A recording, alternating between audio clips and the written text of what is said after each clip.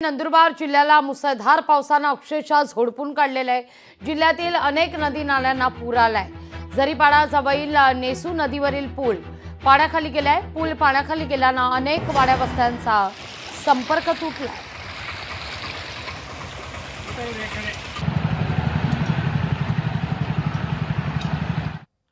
नेसू नदीला पूर आल्यामुळे झरीपाडा ते जामटेवड या फळशीवरून पाणी वाहत आहे। तर लोकांना ये जा करताना अंदाज येत नाही। मोठे मोठे खड्डे झाले आहे। खड्डे झाल्यामुळे रिक्षा आणि 2-3 इथे जीवितहानी पण मागे झाली आहे। त्यामुळे प्रशासनाने याकडे लक्ष द्यावे, कारण खानबारा आणि नंदुरबारला जाण्यासाठी हा मुख्य रस्ता आहे। हे जवळपास 25-26 गावे या रस्त्याने ये जा करतात। लवकर प्रशासनाने याकडे लक्ष द्यावे हीच माझी विनंती आहे। 3-4 दिवस जास्त पाऊस झाल्याने ही फळशीचं आपण बघता जाय मधल्या भागात मोठमोठे खड्डे झाले आहे आणि तळे पण गेले आहे।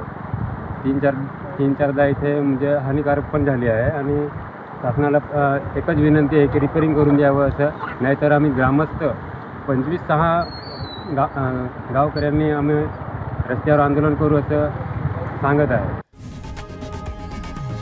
लोकशाही मराठी ऐका, पहा, जागरूक रहा।